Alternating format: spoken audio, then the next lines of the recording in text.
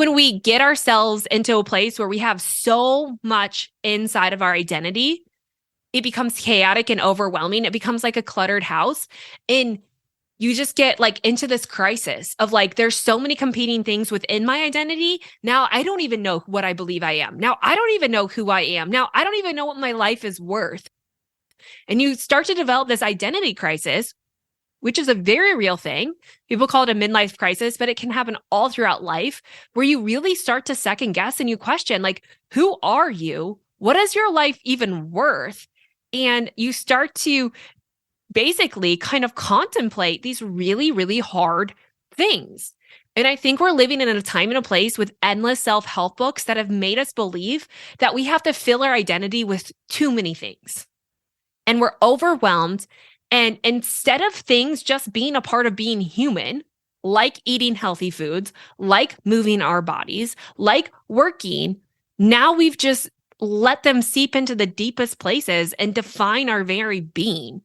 And we give power to things that have no power. This is the Made for Living Well podcast, hosted by Alexa Sherm, the place to create a life well lived.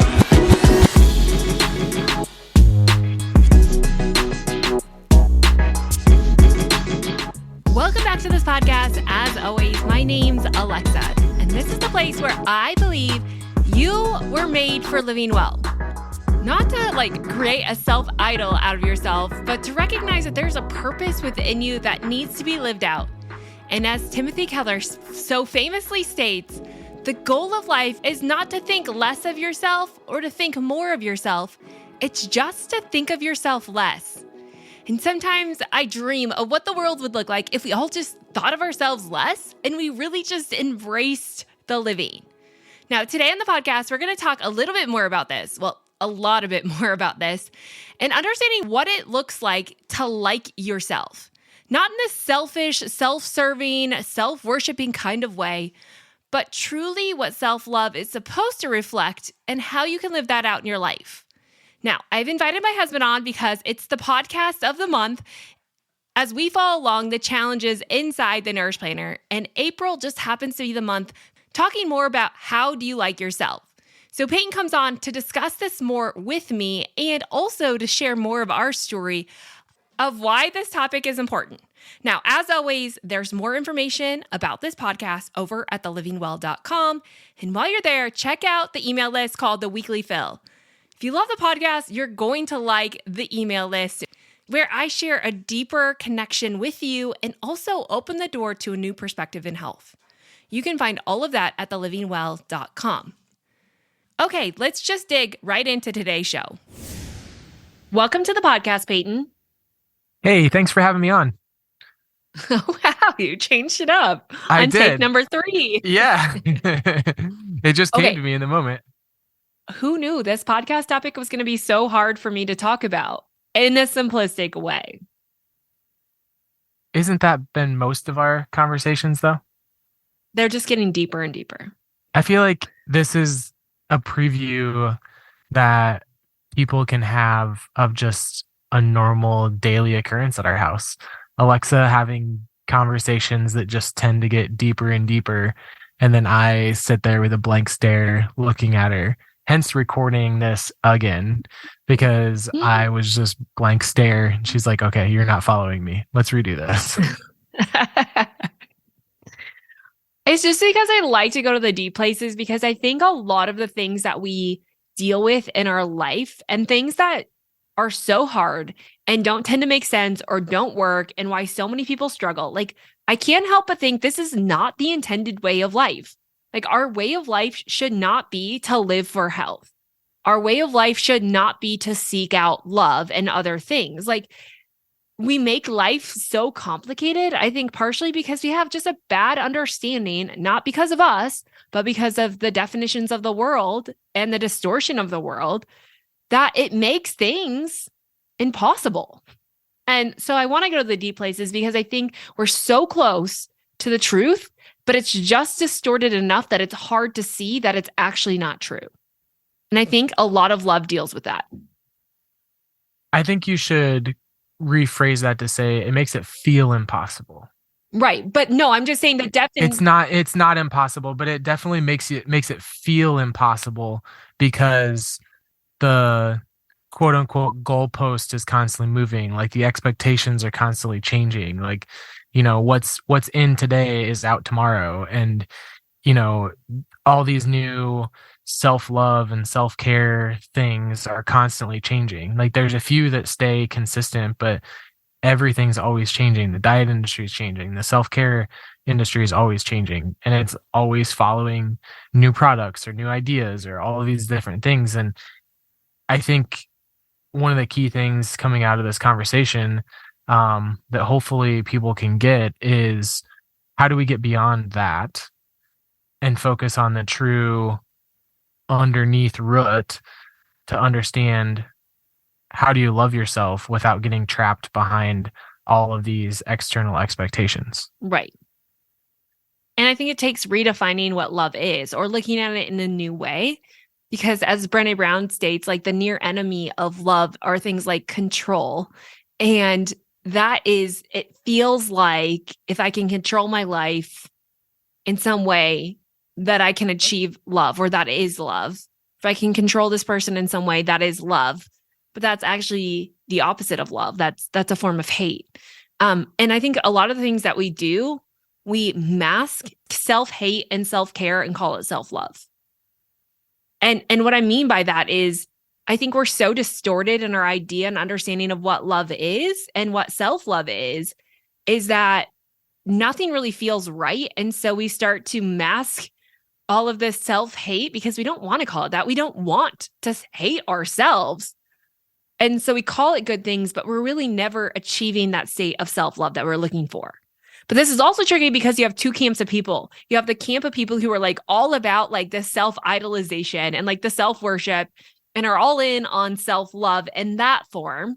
And then you have people who are like, but self-love is selfish and it's anti-Christian and we should not love ourselves.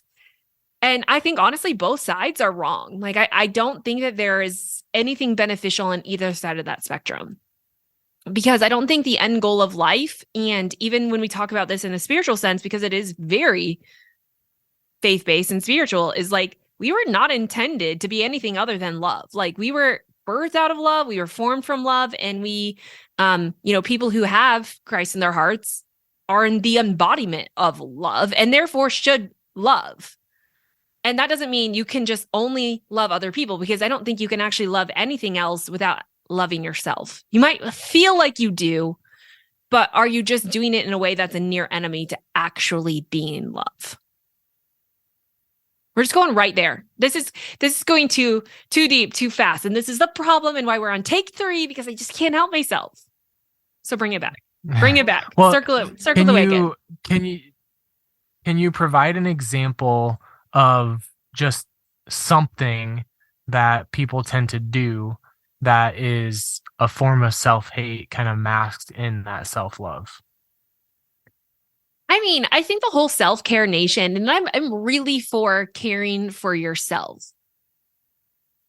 But I think sometimes we're trying to find an answer, like even the health space, right? Like let's just look at health in general, because a lot of times health is packaged up in this idea that if you can arrive at a destination, like losing weight or looking a certain way or achieving X, Y, and Z, then when you get there, you'll be seen, known, and loved, right? Like the ultimate core of every human being, what we're all looking for is to be seen, known, and loved. That's driving us in all of our decisions. And it's driving you if you have found satisfaction in that, right? Like if you are or do live like you're seen, known, and loved, you're going to live differently than trying to achieve that. But I think what's happened in the health space is that we chase health, believing that it's almost going to fix us or make us more loved. And that leads us to do all of these things that we think are healthy, but when they're done in the wrong way, we're actually having the opposite effect on our entire being. It's kind of like leading you astray without ever arriving, which makes you more frustrated, overwhelmed, fatigued, depressed, hopeless than when you started. What's something in your life that fits that? Like my chase, like what am I chasing? Yeah. I mean, you explained it very well, but let's get practical. Like in your life, what is something that you have done that when you look back on it, you were like, yes, it seemed like in the midst of doing that, I was doing something that was self-care or self-love, when in reality, it was not out of that, it was out of self-hate. Yeah. I think this is a hard question because it's a lot of the things that I still do, but it's just a different motivation. And that's where I think I'm trying to get to is how do we get to that place of Yeah. understanding? Because I think it'd be really easy to call like one thing out and say like, you know, oh, this is something that is easily masked in self-hate. But it's, can you help me or help the listeners also understand like what is an example of one of those things? What was your mindset before and how has that changed, so that, we can kind of get into the differences in understanding that. I mean, I think one of the big things I did was working out all the time. And I started a gym partially because I wanted to help save people from themselves. Like I wanted to save people from the hell space, from the insecurities and the self-hate. And I thought that the way to do that was to help make them skinny, like to get them fit. Then I thought all of their problems would go away, mine included. And so the goal of the gym was to get people skinny, but I called it healthy, like to get you healthy, but really it was to get you to a place where you felt like you were enough, like where you felt like you belonged, where you felt confident. And it's why I went into the health space. It's why I went into nutrition. Like I thought that I could save the world of the things that made them hate themselves. And like I thought if I could help them arrive, I could give them their life. But I know from me and from working with thousands of people, that never happens. It never happens in that way. Because as I wrote in the planner for the topic in April, like no one in the history of the world has ever hated themselves healthy. Hate and health do not go together. And again, this is difficult because we don't always call it hate. But I think one of the things that I recognized is that there's this drive to change yourself, right? And there's this drive to be different. And I think that we should all change and want to be different. But when we're doing it because we think the place that we are isn't enough, and we think that there's going to be a place where we get more love and we're more seen and more known, that's where I think it gets really damaging. And that's where the motivation shifts from doing it because you want to better yourself and doing it because you want to change yourself. It is literally the near enemy, and they call it the near enemy because it is almost right, so close to being accurate that we miss it, and we miss it all the time, but it could not be further from the truth. It's like the best lies are the ones that have a good majority of truth in them because it's hard to distinguish. And I think so much of us live here is like, we want to believe we're acting in self-love, but are we? Like, is it fully an act of self-love, or is there a twinge of I'm doing this really to get more attention, to get more approval, to be seen, to be noticed, to achieve some sense of love? Like, are we doing it to climb the ladder? Or are we doing it out of already being those things? So would you say the biggest or best way to understand this on an individual level is to understand your motivation behind what you're doing? Yeah, but again, I think that's difficult too, because I think a lot of people have a good sense of what the right motivation is. We can say a lot of the right things. We know what to say. And I think it's really hard for us to evaluate that there might be some brokenness in that.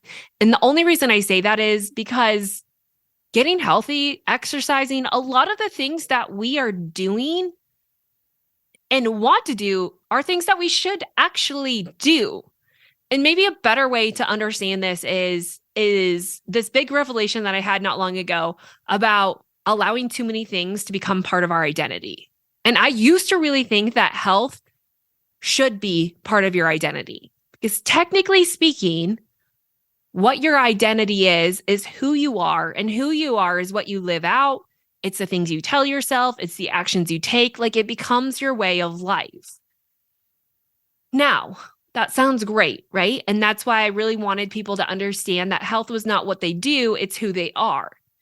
The problem with that is that, and I was confronted with this very abruptly, is that, and you can defute me anytime because this is like a newer-ish thought in the last 6 months that I've been pondering and stewing on. The problem with that is as soon as we allow something to become part of our identity, we open up the places of our lives that include shame and guilt. Like, we hit those really, really deep roots inside of our life. So when health becomes part of your identity, or you allow it to be part of your identity, or you allow your looks to be part of your identity, like, I'm the skinny girl, or I'm the fat girl, or whatever. Like, those are, like, when you call yourself and you put a label on it, that is part of your identity. So what you label yourself is your identity. And what happens in that moment is that when something rubs against that, when something tries to alter what you identify with, it's going to touch on the guilt and the shame. So, like, for instance, if you call yourself the fat girl and then all of a sudden you want to try to diet, well, that diet's rubbing up against the identity that you've called yourself for the last 20 years, that you're the fat girl. And all of a sudden it's like, hold up, but that's not who I am. And then it starts to make you feel guilty and shameful almost for doing those things, or for falling off the path of doing those things. And really, you just invite guilt and shame to take part in whatever you allow your identity to be. It easily rears its ugly head. But if it's not part of your identity, then it's just something you do. It doesn't have the emotional context. You just do it because it's the right thing to do. And I use the example of brushing your teeth. Brushing your teeth is really not part of your identity. It's just part of being human, right? It's like just a human necessity. It's just what you should do because it's the right thing to do. And when you don't brush your teeth, yeah, maybe there's a little bit of guilt, but really at the end of the day, no one's getting wrecked over it. Like, no one's like, oh my gosh, I didn't brush my teeth. I'm like, feel so bad. Like, there's so much shame. Like, we don't do that because it's not part of our identity, but it is something that most people do because it's the right thing to do. And so we have the moral compass and we have our identity. And I think that we have to be really careful, or have to understand what is filling our identity. Because what is filling our identity is ultimately deciding and creating the path of whether you love yourself or you hate yourself. Am I making sense? Yeah, for sure. And Yeah. I think when we get ourselves into a place where we have so much inside of our identity, it becomes chaotic and overwhelming. It becomes like a cluttered house.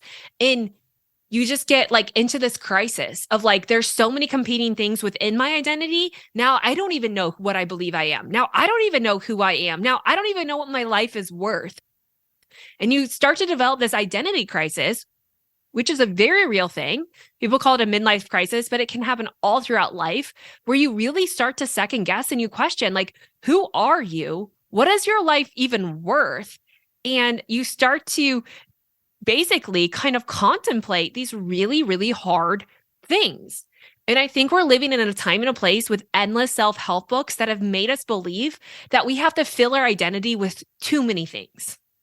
And we're overwhelmed. And instead of things just being a part of being human, like eating healthy foods, like moving our bodies, like working, now we've just let them seep into the deepest places and define our very being. And we give power to things that have no power. So really it's allowing all of the things that we do to define us instead of just being things that we do. Right. Yeah. So it's like, how do you create, or how do you live in a situation where you work out just because it's the right thing to do, or just because it's something that you enjoy doing, without adding that emotional component onto it to say, I need to do this because, or if I do this, then this is the result. It just becomes something that you just do. I mean, I think you have to go back and define, because you still have to have an identity. Like, human beings we're created for dependence. Like we can see this in our entirety of our life. Like from coming into this earth, we're dependent on humans to take care of us and to love us and to nurture us and to feed us. And all throughout life, all humans have this internal longing that is this connection. And I think this is why so many people struggle with codependence on other people, and why there's lots of books and therapy sessions that talk about how to overcome codependence, right? We talk about it in such a negative way. And I think it is. Like, I don't think that we can, and this is a topic for another day. Did I write a topic about this in the planner? Because I should have. Codependence. I think too, people become codependent on health. Codependence is saying like, I can't survive without you. You're giving me something. It's a conditional relationship that we need. And that's an identity issue because we don't recognize that it's not about living an independent life. We were designed for dependence upon other things and for interdependence. And when we start to grasp that, we start to reshape our identity to recognize that we have a longing, we need it to be filled, but what we choose to fill our identity with, like the one thing that we fill our identity with, not the hundreds of things that we try. What are those very few things that you put in your identity and you allow that to shape everything you do? So when you have that identity of this is who I am, this is what I was called, this is why I was created, this is what my purpose is. Like those are the things that you need to understand. Then it shapes why you do everything else. It's like, I brush my teeth because I don't want cavities. I want teeth for the rest of my life. I'm no longer working out to try to achieve a state of love, to try and fix all of my problems and make me look a certain way so that I am loved, which never will happen. That's false confidence. That's not true confidence. But I'm working out because I want to do my purpose. Like I'm doing it because it's the right thing that's going to energize my body so that I can live my purpose here on this earth. And so I think it all comes back to how can you clear yourself of all these fake identities that are really just destroying your life and creating this crisis within you, and go back and understand the one true identity that we should be living with. So would you say understanding your purpose is kind of the first step? I mean, yeah, I think like looking at your life to recognize that it's not like the independent life, but you are dependent. You're a dependent human that's interdependent on other things. I mean, it really comes back to a spiritual aspect. And like, we cannot deny this in the health space that the spirituality component is massive. It is the flow of energy. It is the driving force in your life, and it should be your identity. Like your heart, right? Which could be considered your soul or like that third component of your life. More than your thoughts, your heart is what's driving you to do the things that you do, to make assumptions about what is right and what is wrong. It's also the thing that's deciding what is love and what isn't. And I mean, this is a faith-based podcast too. Like we can't deny this, that we can talk about health all we want, but really at the end of the day, we have to have, and what I want to talk about all summer long is creating the right identity. Because if we can know that God created us with purpose and he did it without fault, like he created us in his image, we are image bearers of Christ, like that has a lot of weight to it, right? Like that changes the game. Like you're not just this faulty human being who's broken. Like, yes, we're all somewhat broken because of sin, but it changes. It should change how you view yourself. And that is not selfish, because ultimately, when you change your view of self to be more like God, you shift your focus from worrying so much about yourself to looking more at what he said about you. Like it shifts the focus back to God's good creation. This conversation is 100% a conversation of the soul. Yeah. And I think we can water it down and make it something else. And inside the planner, I don't quite get into the soul. Like I'll water it down a little bit. But if we really want to get to the root of it, and if we really want to live in a way that is our purpose, we have to see that we're made for something more, and we're made with purpose, on purpose, and we're made in the image of Christ. Which comes back to your identity. Yeah, it's 100% your identity. Yeah.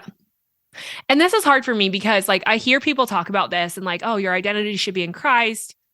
And we hear that all the time, but like, what does that really practically mean?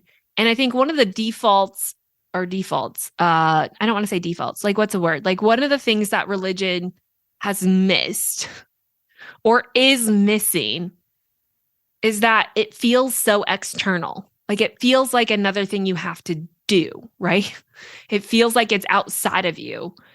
When I think we need to understand that it's in us and it's part of us and it's how we live that out. Okay. So just to like give you an example, and I haven't released this podcast yet, but I'm working on one that gets more into the woman at the well because I have a blog post about it. It's one of the actually the most popular blog posts on the Living Well, and I'll link it up in the show notes. But I think that is a really good example of what it looks like to shift your identity because the woman at the well was a woman that Jesus met along his path on his journey. And, you know, she was coming out midday, which meant she was kind of a disgraced human being. Like she had to have been living with so much shame and so much guilt. And I know that the Christian space likes to twist maybe the narrative of the Bible a little bit when God calls her out to say, like, who are you? And he says, you know, you've had 5 husbands and you're currently living with one, yada, yada, yada. Right. And we often just look at her as like, that is her sin. And we allow that to become her identity. Like in some way, that story was her identity. And it caused her to shift the way that she lived because instead of coming to draw water with all the other women at normal hours of the day when the sun wasn't in full swing, she was coming out alone to be away with people because she was probably in some way disgraced. Like her identity was the shame and the guilt that she lived with. For no other reason than she didn't have a right identity. And I think the whole story was God's way of, or, you know, God's way of showing us how Jesus wants to shape our identity into his truth. Like it wasn't necessarily to call out her sin. It was to create a new story within her to live out of a new identity. And like, that's where like, draw from my well and you'll never thirst again, right? Like he was trying to get her to see that her way of life was driving this unhealthy pattern that left her questioning everything. Where when what he was trying to do was not just bash her for her identity crisis that she was living in, but give her a way out, like give her a true story that was going to help her to live the fulfilled, purpose-given life that she was intended to live, just like all of us. And I like to look at the Bible in that way of like God was constantly coming into people's lives and changing their story, changing the narrative of who they thought they were, which most of the time was not like anything that was beneficial, right? Like, and shifting the story, not to disgrace them or to rub on their shame, but in a way to take away the shame so that they could live in the fulfillment of who he created them to be. So really, if we're looking at a good place to start, it would be what would be those areas in your life that cause you to feel shame? Yeah, but that's probably that would be hard for some people who haven't done any work to identify.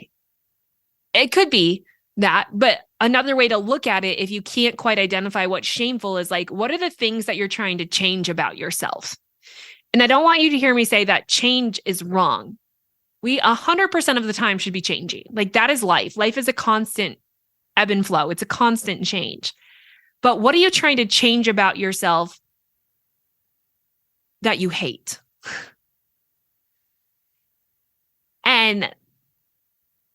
Or what are the things that you have a hard time changing that you feel like you just repeat old patterns and you know it's not healthy? Like it can go either way, right? And I think understanding that, not to shame you, not to guilt you, not to escape it, but to really start to like infiltrate what that means for you and what that looks like for you, helps you to understand the story that you've told yourself.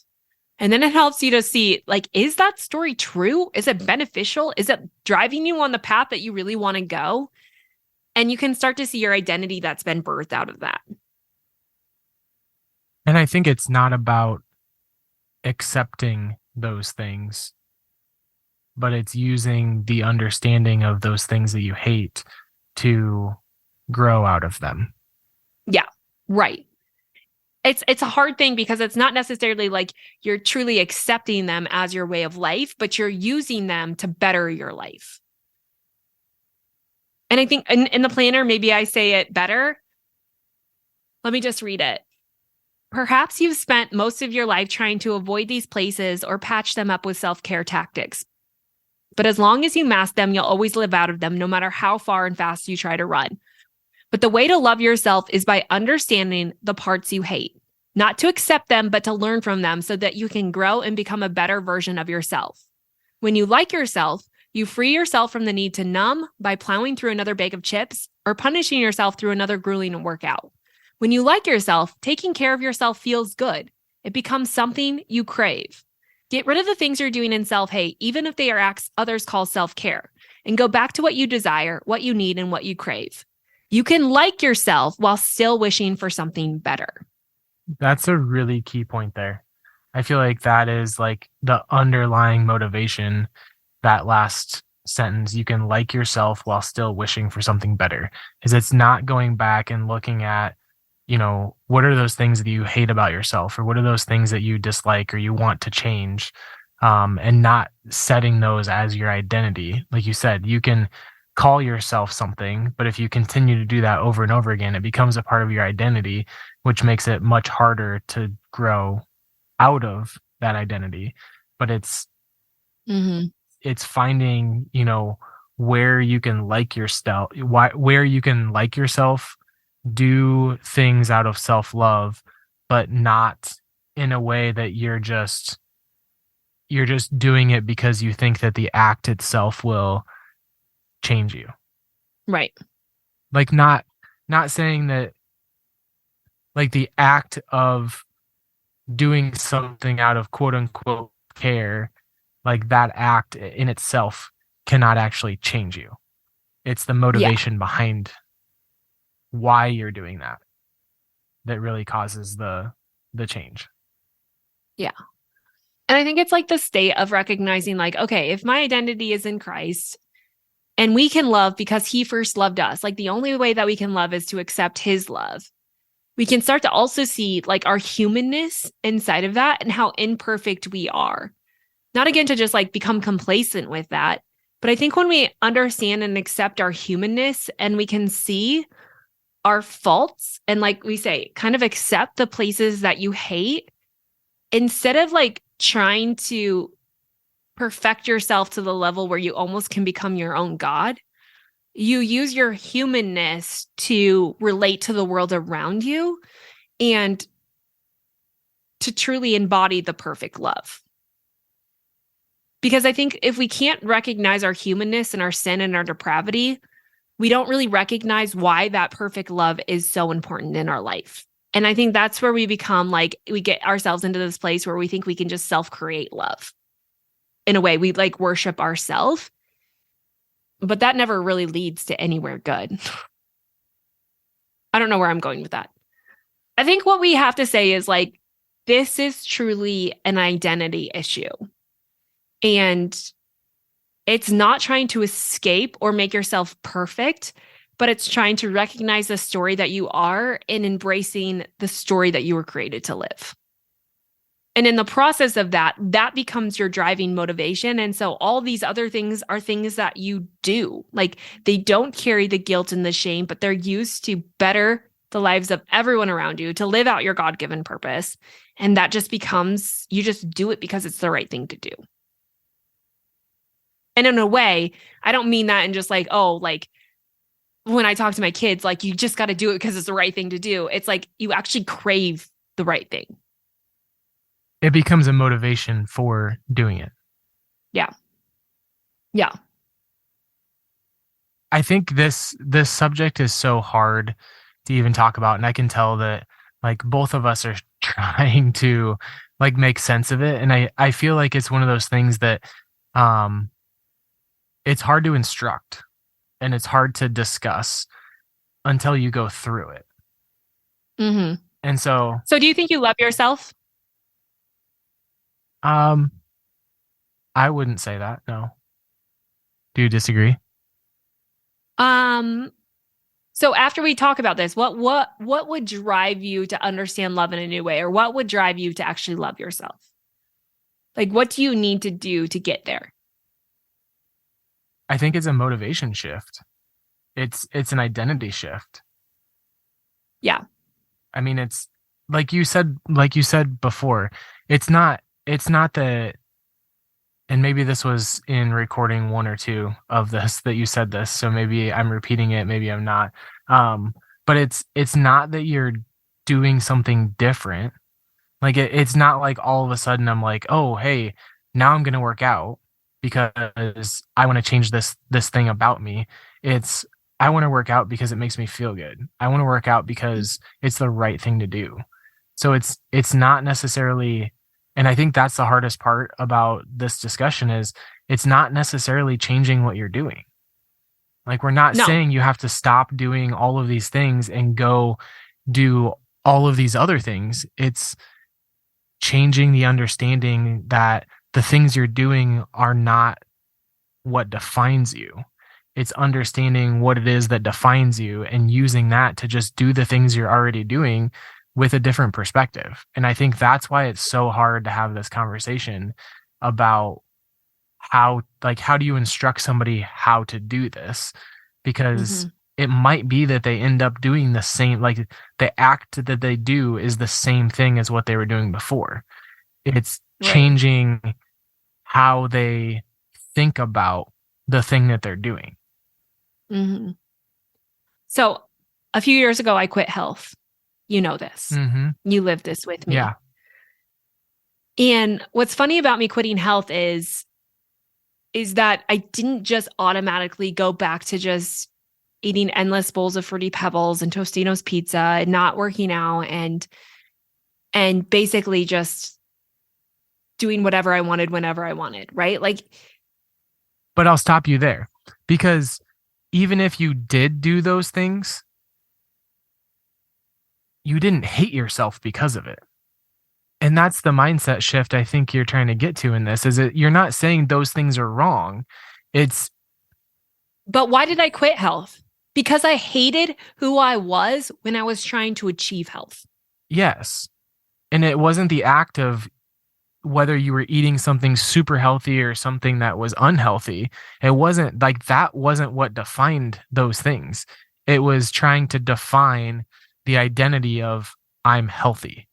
And as soon as you eliminated that identity in quote unquote health and whatever it was for you at that time, as soon as you eliminated that, like you're saying, it didn't matter necessarily what you ate or what you did. Like, does it? Yes. At the end of the day, it does matter. But you didn't beat yourself up if you ate something that you enjoyed that may have been quote unquote unhealthy. Right. And that's really the identity shift that you had when you quit health. Right. I didn't know it though. When I quit health, I had no idea that's what would have come from this, right? Pre quitting health, I had so much guilt and shame. I was truly the person who was trying to find acceptance and love through the way that I looked and through helping other people look a certain way. Of course, I package it into health because that's what we all do, because it sounds more acceptable. But I was letting that old narrative like run my life. And I literally got to the point where one, it stopped working. I got super sick. But even years after I was healing, I didn't come to this realization that I was going to quit health until morning, I was like, I hate my life and I hate who I am inside this life. Like, I just want to enjoy life. And I thought I was missing everything about what I was really created for. And so I quit health, not knowing, like thinking that maybe I would just turn into a slob who laid on the couch. I don't know. Like, I didn't know. But I just decided like the way of life that I was living wasn't enough. And what I found was I did the exact same thing, but it was completely different perspective. It didn't feel the same because it was so different, but to the outside eye, it was exactly the same. But all I can say is there was a heaviness to what I did before, a guilt and a shame that was inside of me. And it was so deep in me that I really did question how, like, I didn't understand the purpose or how that I could love myself. But when I quit health, I started to recognize that I had a greater purpose than living for health. And I think that's the point of this whole podcast. It's what I do, right? It's my passion is to recognize like your life is worth so much more than chasing health. Like that is not the purpose of anyone's life. And I hate that it's come to that, but it's using your health to live your life. So now my life looks potentially pretty similar to how it used to, but I feel incredibly different because I see life in a bigger way. It's not just about me, but I see everything around me. Like, it's not this egotistical, like, I have to self-protect and I have to get people to notice me and, this trap of self-comparison. Don't get me wrong. Like, I still struggle with all of those things, but it's different now because I know who I am. I know whose I am. And I know that I have a greater purpose here. I can live my life. Now, the whole identity thing of like just doing the things because they're the right things to do, that took a little bit longer to build, like recognizing that my diet didn't make or break me. I mean, yes, it changes your health, but it doesn't change who you are as a person. And that's different. But now I can use it to make me feel physically better, right? To give me the energy so that I can do the things that I really want to do. But again, it's so like, I think what's hard about a lot of the really healthy things that we have to get ourselves into and understand is that there's literally no show to this. It's all inside of you. And it will show when you do the work, but it's not something that you can calculate on a scale or through a series of numbers. It's like literally this internal work that is so powerful and it's so meaningful, and trusting the process that when you do that work, it really will pay off in the way that you live. Like, even though my life looks the same to the human eye, I am a completely different person, I think. Anyways, can you agree to that? Can you attest? Yeah. Of course I'll agree with you. But what are some examples of some ways that maybe you feel differently, even though you're doing the same things, which I can attest to? I mean, it's not like you've made this drastic shift when you quit health and you just completely changed all of these things that you were doing. Like I can attest to that because I live with it on a daily basis. But your demeanor and your attitude and your overall like confidence and self-worth, like all of those things have drastically changed. So what are some of the things that you have recognized as like a positive outcome from changing that? Because it's not like, again, it's not like you're changing what you've done. You're changing the perspective of why you're doing those things. Yeah, I think it goes back to like a scarcity / kind of abundance mindset. And what I mean by that is like, I mean, I think when we look at like the scarcity versus this abundant mindset, I think it really connects the body, the physical body, to the mind and the soul. And I once heard kind of this analogy that I think is a really great understanding of this. Like, when you're living in scarcity, when you're trying to protect your identity and you're trying to become something, like in my former way of life of health, that looks very similar to my way of life now. It was always a conditional thing. And it was always in response to how I could better myself, like in the purpose of like how I could boost myself. I thought I loved myself, but really, I really did hate myself. And I was just trying to achieve a state to get there. And it left me almost creating this idol of myself. And I think that I attribute that partially to the scarcity mindset that I have, which leads you to like close your hand. So the analogy that I have, what was the analogy about the open hand, closed hand? Oh, like, okay, so they were using money as an example. And they said like, open your hand and like lay $10 in it. And if you close your hand around that $10, there's no more money that can be laid in your hand, right? So it's like almost like, okay, you got it, and now you're going to protect it with all that you have. You're not going to let it go. But when you don't allow things to go, to be used to help other people, you also prevent other things from coming into your life. Like, you build these walls of self-protection that just become so selfish that you can't see and help other people around you. And likewise, you can't better yourself in the process of that. So their thing was like, you have to have an open hand. You have to like understand that when you have an open hand, things can be given to you, but they also are expected to go through you. So it's not like this, I have to hold on to and capture and store and hoard and conserve everything that I get. Because when you do that, you miss out on so much of life.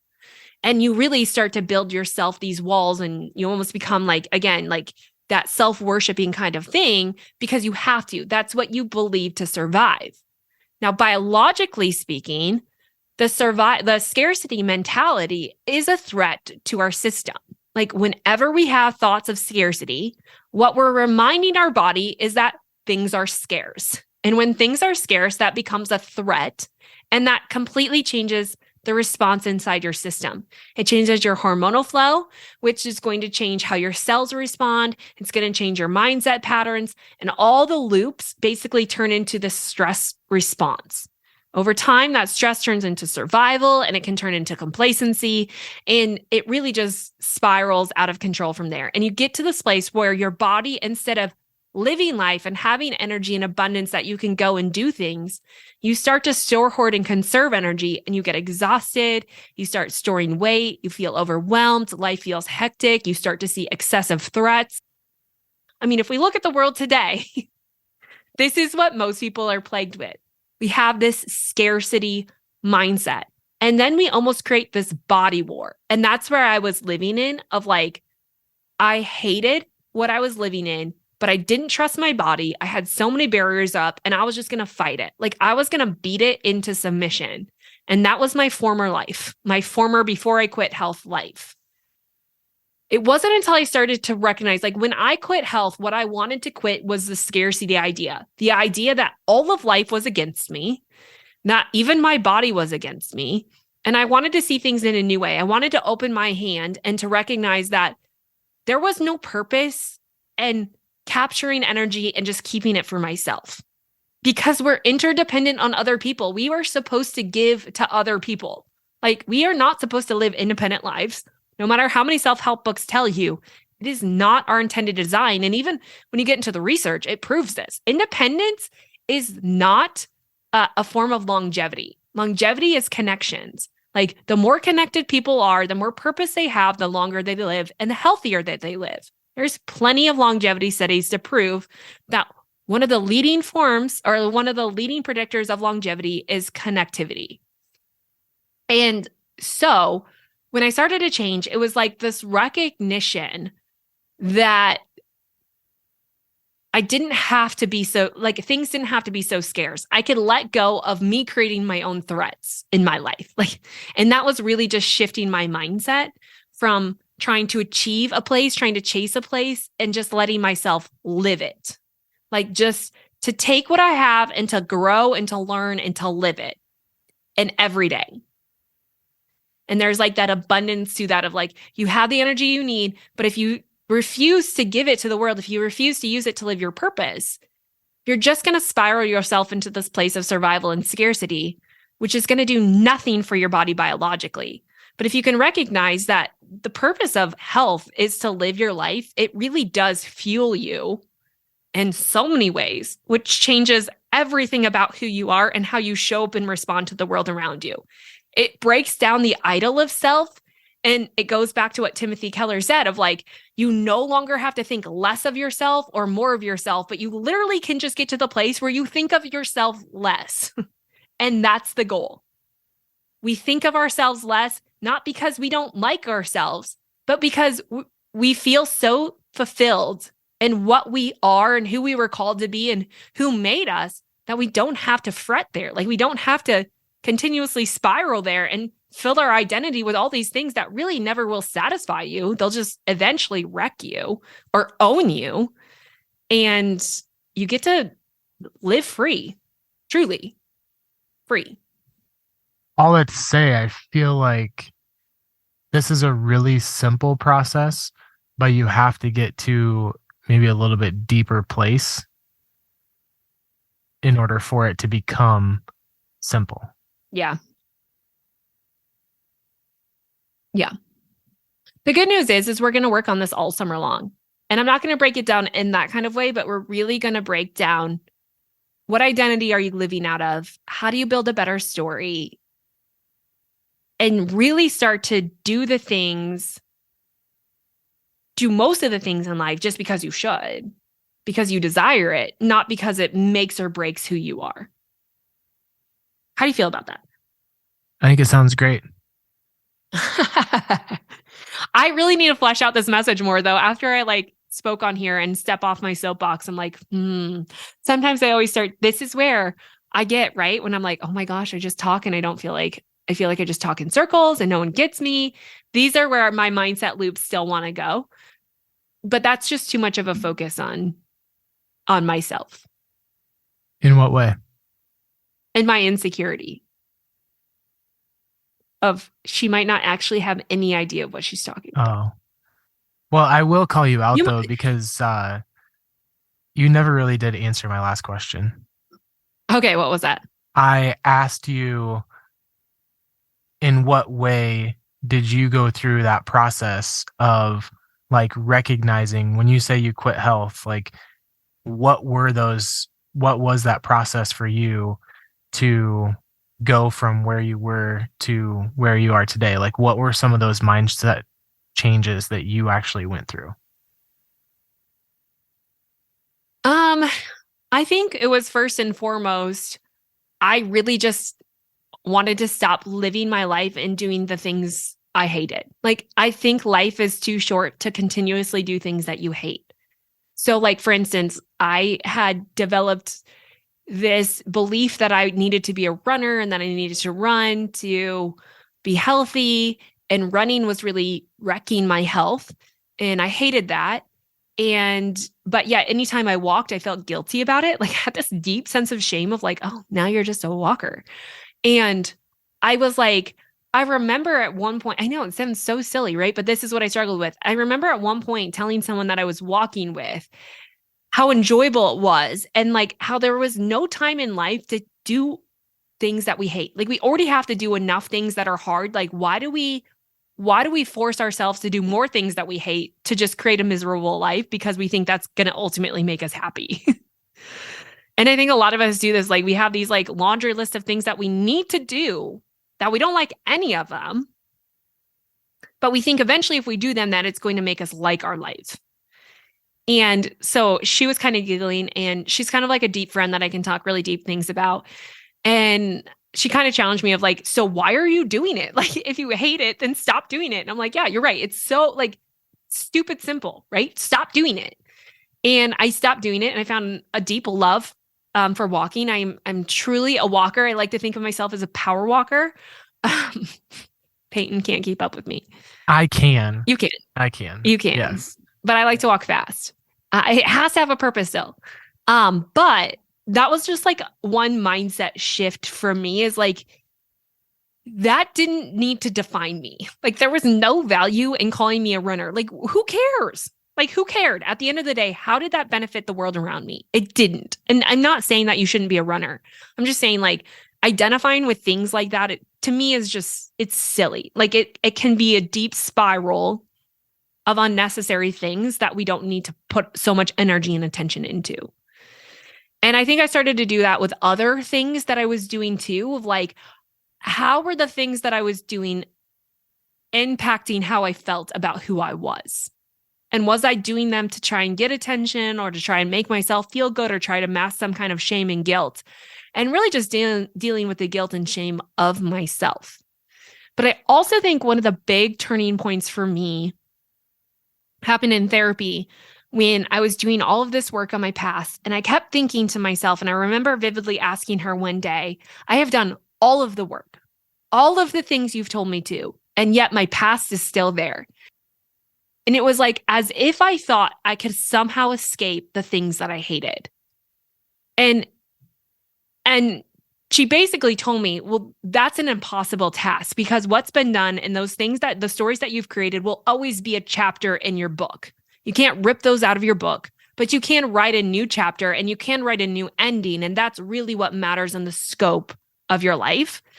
And that was really, really, really impactful for me. And I think hopefully for you too, Because I think so often what we're trying to do is we're trying to escape the places that we hate and escape the stories that we've been told or the stories that we've lived. Like the past is factual.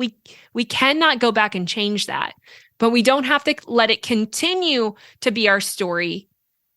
But you will as long as you try to escape it. And it wasn't until I almost accepted the reality that there were things that I hated, but it wasn't about escaping them. It was about using them to grow and to live. And so I feel like a lot changed for me when I recognized what I was trying to run from or what I was trying to use all these things to escape. And I started to recognize, like, okay, none of that is going to work. But I can recognize and acknowledge those places. And then I can say, like, okay, but what will help? How can I live now? What can I tell myself? What story needs to be adjusted? What truth needs to come in to almost recreate, to start a new chapter that I can move forward in. And I mean, it's human nature to want to prevent pain, to try to escape it. It's a safety mechanism. And I think it's one of God's greatest gifts for us is to help us prevent pain, to escape it. But it's always there, which is also a gift God gave us, because then it allows us, even if we're not conscious of it, we work to try to avoid the things that were once painful.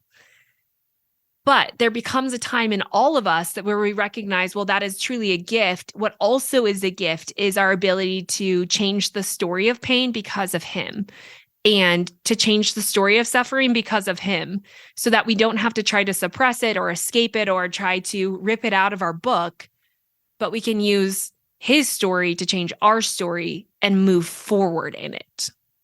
And there's a lot of research on pain that's coming out that says, like, okay, the people who experience the deepest pain actually experience the greatest fulfillment.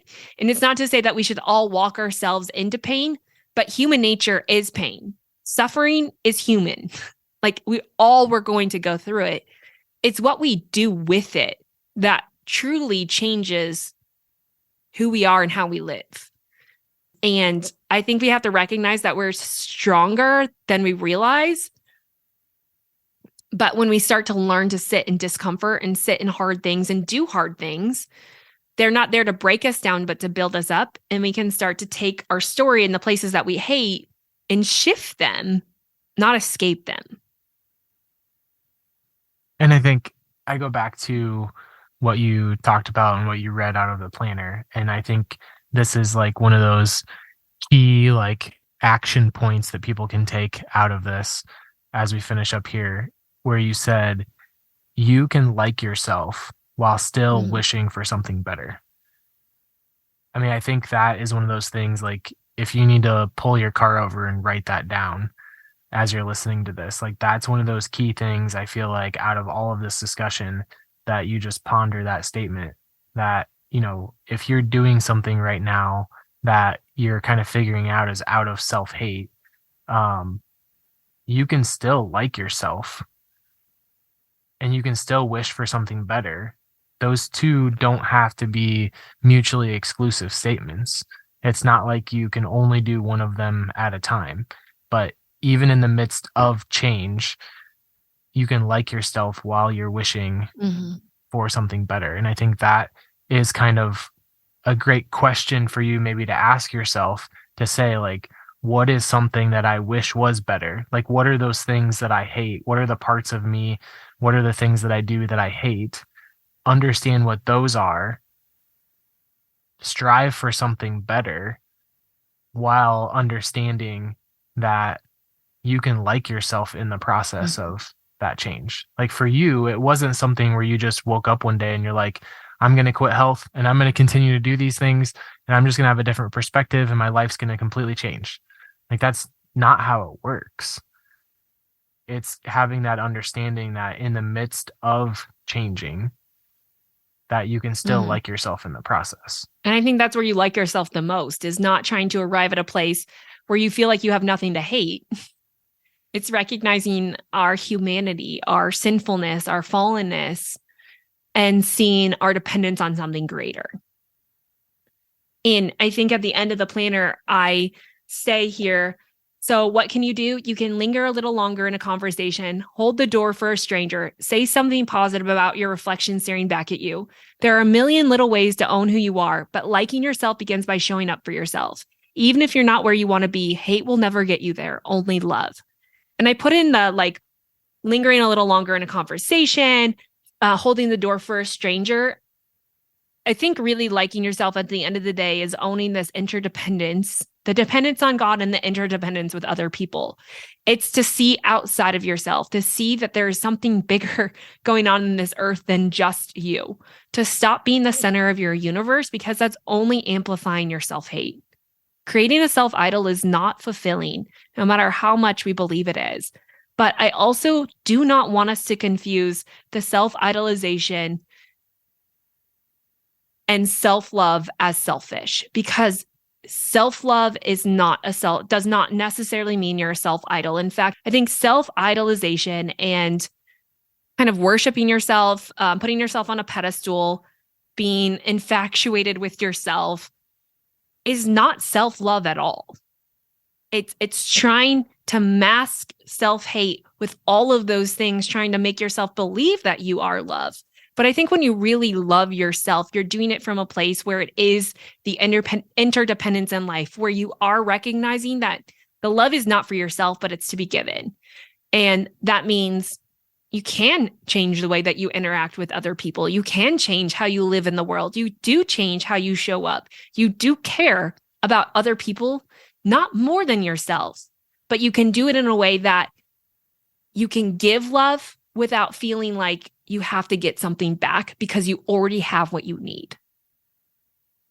This is too deep. We're going to talk more about this summer. And that is not like really what I thought today was going to be. I actually had this whole story about how I read this book and I was questioning, do I even like myself? We're not going to get into all of that because we'll do it probably in the next podcast.